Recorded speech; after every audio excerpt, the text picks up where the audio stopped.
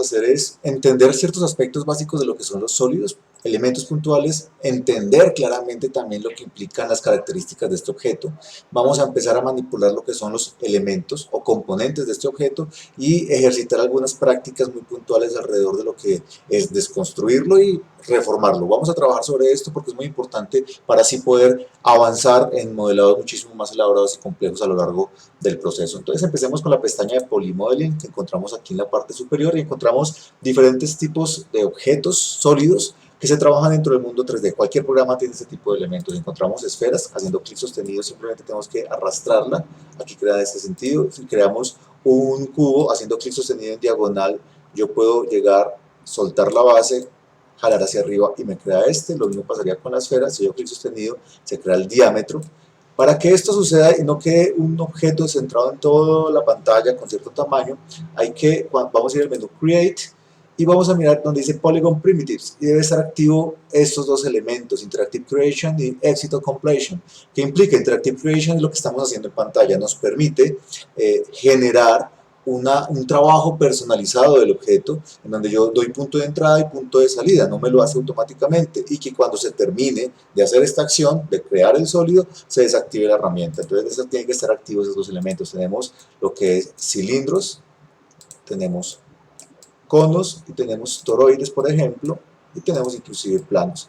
Todo este grupo de objetos los podemos trabajar y como podemos ver encontramos aquí el Channel Box, que aquí está activa la herramienta y nos va a dar unos atributos y valores de trasladar en los tres ejes fundamentales del mundo 3D, X, Y, Z. Encontramos también las rotaciones y encontramos las escalas. Más adelante vamos a encontrar qué implica cada uno de estos objetos. Vamos a crear un cilindro, va a ser nuestro ejercicio de base y voy a poder trabajarlo. Si yo quiero moverlo en el espacio físico, hay tres teclas fundamentales para esto. La tecla W, o que es el manipulador de trasladar, que encontramos los tres ejes en colores muy identificables, color rojo para lo que es el eje X, color azul para el eje Z y color verde para el eje Y. Esas características son fundamentales y yo lo puedo desplazar o mover. Si yo estoy atento al Channel Box, me doy cuenta de que si lo muevo en alguno de los ejes, él empieza a reubicar ciertos datos, o sea, si yo lo muevo en Z también o si lo muevo en Y.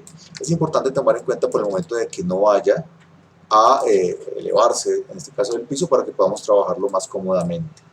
Estos elementos, cuando pasamos al rotar, que es la tecla E, vemos que los ejes empiezan a trabajar como los ejes de una llanta. Más adelante vamos a ver aspectos más fundamentales de la rotación, pero para tenerlo en cuenta, y el icono es estos círculos que nos van a permitir entender la interfaz. Posteriormente encontramos lo que son los aspectos básicos de escalar, que encontramos los mismos, el eje vertical o Y, un eje horizontal X y un eje horizontal Z.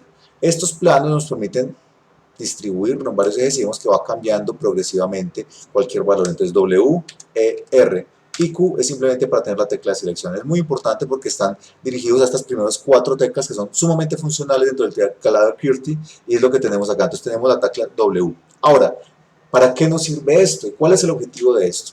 Aquí vamos a encontrar unos datos fundamentales o básicos de la ubicación. La escala siempre va a estar en 1 porque es la proporción con la que yo creé el objeto. No significa ningún tipo de medida exacta, solamente la proporción en escalas X, Y, Z que corresponde al valor 1.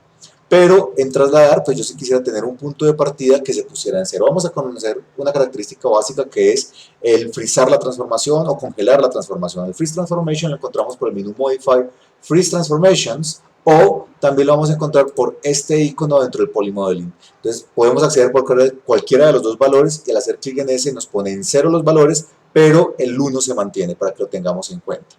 Si yo lo escalo y vuelvo a aplicarle Freeze Transformation, es decir, yo presiono la tecla R, lo escalo en algún sentido, por ejemplo, y le aplico el Freeze Transformation, me lo pone como si fuera el punto de partida. Pero por el momento no vamos a hacer ese trabajo. Esto nos permite entender los aspectos fundamentales de lo que tiene que ver con el objeto en su ubicación. Recuerden que W es para trasladar, E para rotar, R para escalar y que tenemos las teclas Alt izquierdo para, con clic izquierdo del mouse para órbita, clic derecho para lo que sería zoom y clic del medio para lo que es paneo, para que lo tengamos muy en cuenta y nos va a permitir entender las características.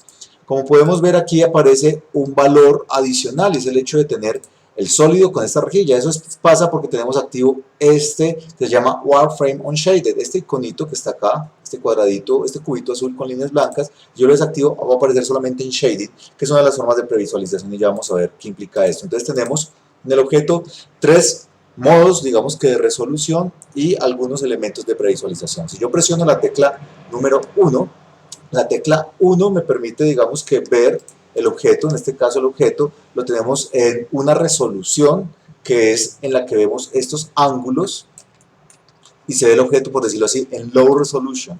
Es muy importante trabajarlo o tenerlo en cuenta. Ese low resolution lo que hace es indicar ciertos aspectos de la geometría como está. Si yo presiono 2, me muestra esto, una previsualización en soft, en suavizado, en smooth, pero se ve la rejilla de construcción del objeto. Y en 3 es el smooth, para una previsualización de este estilo que lo permite Maya. Entonces tenemos 1, 2 y 3.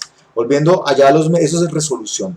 Cuando hablamos de los métodos de visualización tenemos 4, que es wireframe o rejilla, 5, que es shading, o sea, este suavizado, y 6, en caso que tuviéramos textura, se vería esa textura o color. Entonces, por el momento, podemos trabajar perfectamente con el modo 4. Estos tres aspectos de resolución y 3 de visualización permiten trabajar para ahorrar procedimientos o definir procesos de trabajo muchísimo más puntuales, como vamos a ver más adelante. Finalmente vamos a encontrar algunos aspectos fundamentales. Cuando doy clic derecho sostenido, vamos a ver unas características que son este combo desplegable. Va a ser muy importante tenerlo en cuenta. ¿Qué implica este combo desplegable? Pues que vamos a trabajar aquí con lo que se llama el modo objeto o el modo componente, que es correspondiente a lo que encontramos aquí en la parte de arriba. El modo componente es que yo tengo caras, es decir, cada uno de estos elementos se convierten en caras del objeto, que yo puedo manipular, mover, rotar o escalar. Sí, yo tengo también bordes, edge, que cumplen con las mismas características. Si yo quiero añadir más de uno, voy añadiendo con Shift, o si yo quiero retirar alguno, pues voy quitándolo con la tecla Control, porque con Shift puedo añadirlo o quitarlo, pero con Control aseguro que va a ser retirado y no que va a estar sumando líneas que estén ocultas o que estén detrás del objeto. Y tenemos finalmente el modo Vertex, que lo que hace es coger los nodos o los puntos de ubicación de esto. Claro, yo no puedo escalar o rotar un vértice porque literalmente no tiene volumen en el espacio, pero si yo cojo dos de ellos, yo puedo rotar la posición del espacio de alguno o escalar la posición relativa frente al último. Entonces digamos que eso nos va a permitir trabajarlo, pero no es muy común utilizar eso a menos que vayamos a coger grupos de nodos y escalarlos entre ellos para facilitarnos el proceso de trabajo en algún momento. Entonces con esto tenemos ya lo que es el modo componente, ya tenemos el objeto de una manera práctica. Ahora vamos a entender cómo manipular un poco los atributos del objeto. Vamos a encontrar aquí en el channel box este concepto que se llama inputs. Inputs tiene que ver con la construcción del objeto, su historial de construcción. Así que teniendo el polycylinder vamos a ver que existe lo que es un radio. Yo puedo acá manejarlo, ustedes ven que acá se aparece como un pequeño cursor que me permite manipular las características del radio del objeto. Luego vamos a ver cómo corregir la velocidad con la que se está manipulando este objeto. Tenemos la altura, yo puedo cambiar la altura del objeto a lo que estaba determinado en proporciones. Las subdivisiones en este eje vertical, la cantidad de subdivisiones que vamos a tener, las de altura y las de capa. Para lo que vamos a enfocarnos, vamos a dejar esto en 8, puedo también digitarlo. De altura vamos a dejar 2 y las capas de la parte superior va a ser 0. Entonces nos va a quedar de esta manera el objeto. Y es cuando entendemos un concepto fundamental, lo que es el quads. Nosotros veíamos que tenemos esta subdivisión, si le decíamos 1, vemos aquí existen estos elementos que son triangulares, se llaman triangles, y estos son quads porque son cuadrados. Uno puede encontrar estas dos formas de crear la malla poligonal, la topología, pero no es muy adecuado combinarlas. Vamos a ver cómo empezamos a limpiar este tipo de construcción y lograr que exista una integración de los elementos que favorezca en un sentido específico a que genere un solo tipo de modelado. En este caso vamos a trabajar con quads. Vamos a colocar esto en 0 y lo dejamos listo para iniciar el proceso de manipulación de cierto tipo de atributos como tales.